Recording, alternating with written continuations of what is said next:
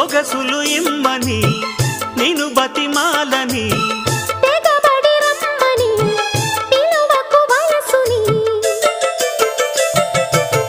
సొగసులు ఇమ్మని నిను బతిమాలని తెగబడి రమ్మని పిలువకు వయసుని